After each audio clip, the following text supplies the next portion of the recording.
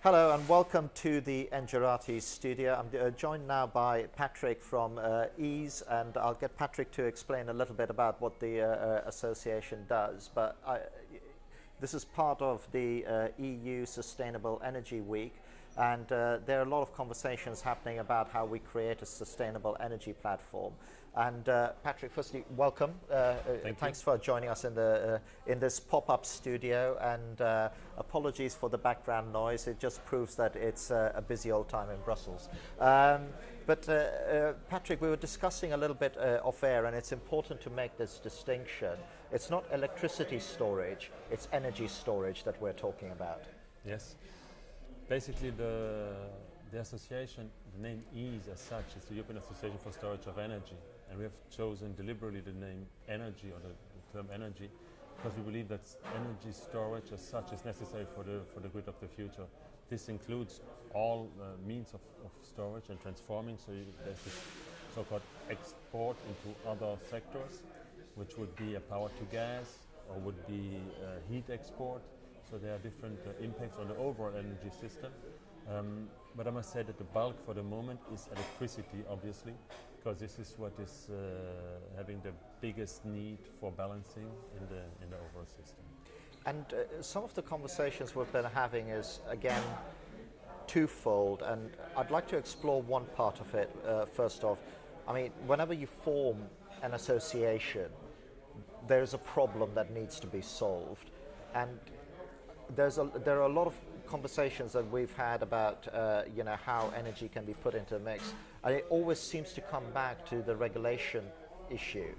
Is that the primary problem you see in terms of, certainly in Europe, and we can discuss some broader issues? So to come back to the creation of EASE, the idea of EASE came from the European Commission. They were looking for a counterpart to discuss energy storage issues in 2009 already. And then the industry came together to create the association and to have this counterpart. So it was driven by a question on regulation, on framework around storage.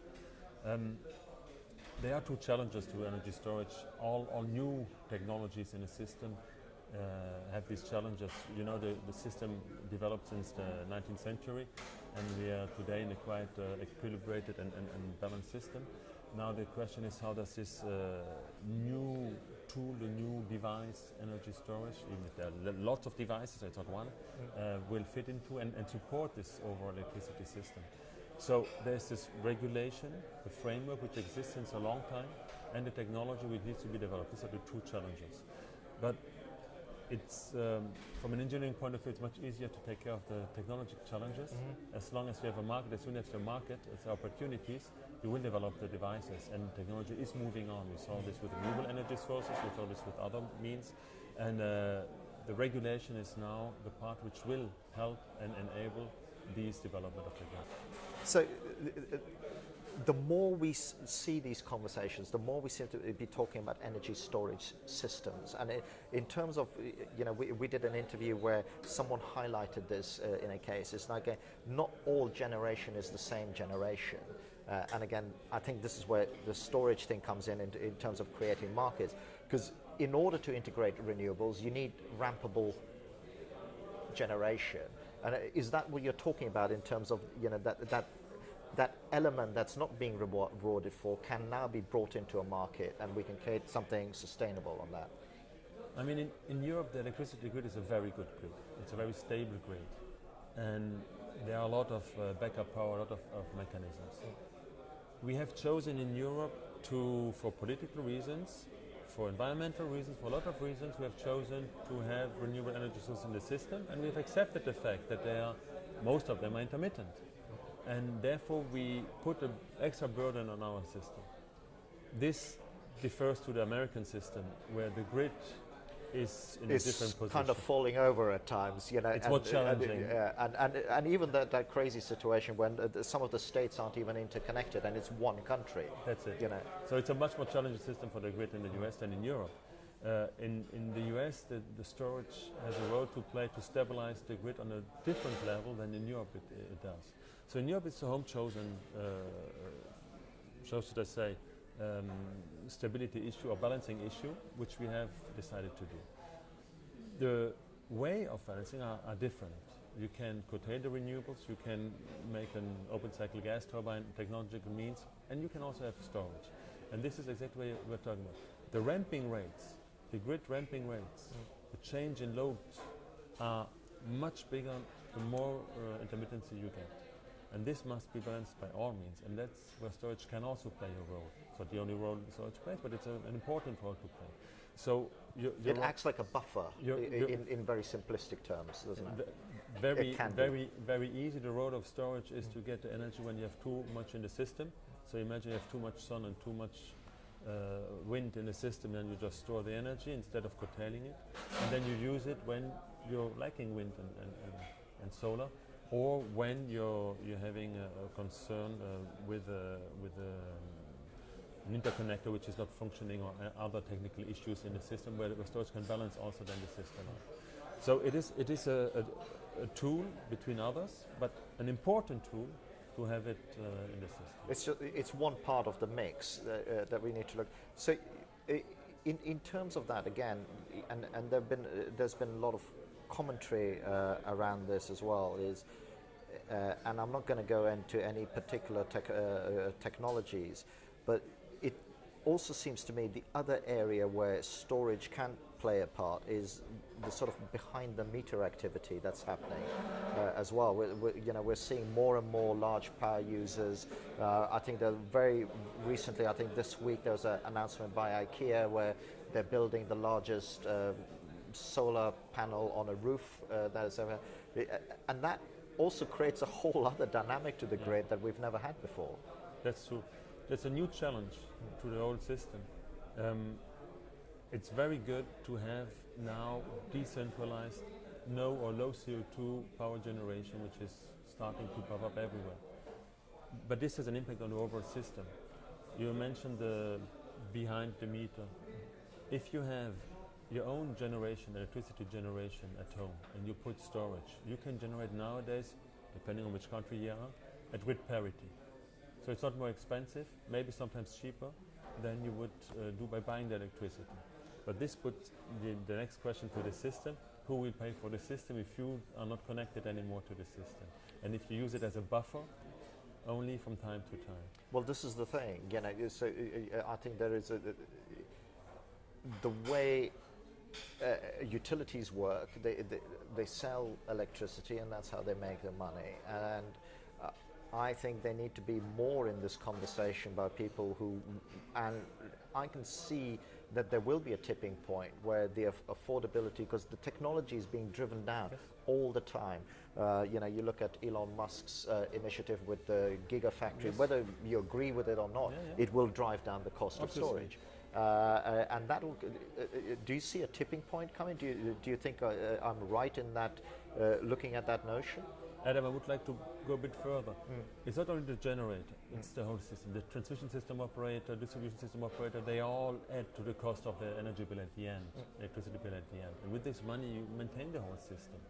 So by reducing the cost of generation, by reducing the cost of storage, which is a good thing to do, you create this new position that you are enabled to have your home generation, your home system completely island, completely doing your own off-grid CO2-free generation. And this is a new challenge to take care of. It's a good thing that we can do it, but the challenges. It's a good thing if the overall system stays stable and how to integrate it.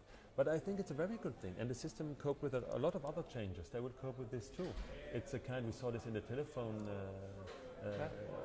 world. Everybody got mobile, so now you pay much more for your connection.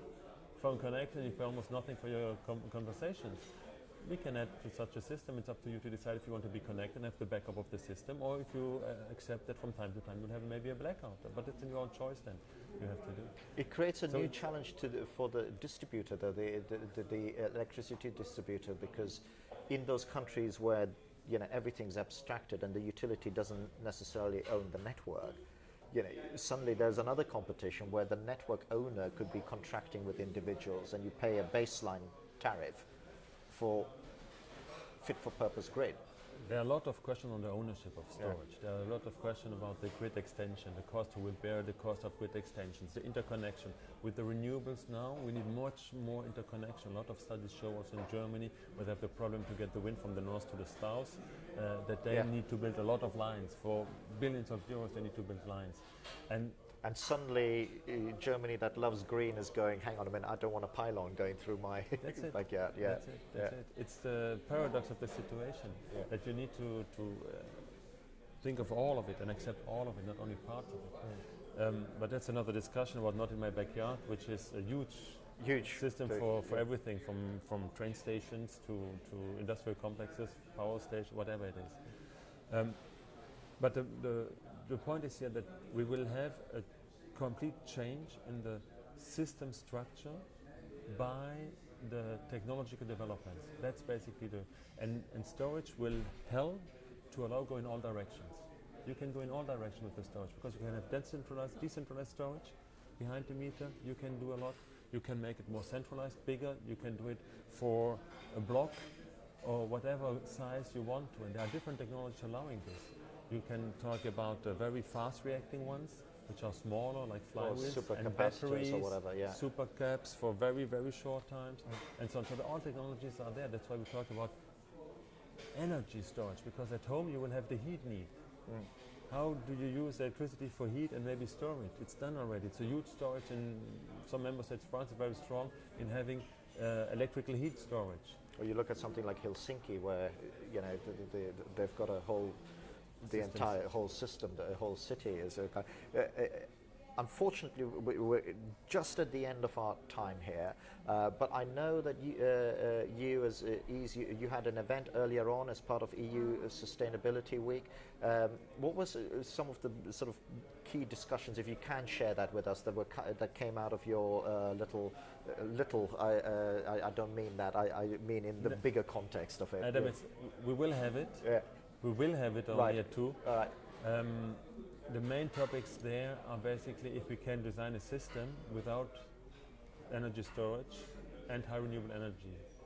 We have the 2030 targets, which are going for 40% of renewable energy sources by 2030 now. This is a communication from the Commission, which will probably be enacted by the member states, meaning that you have high renewables, so you need to make sure they can be integrated in the system.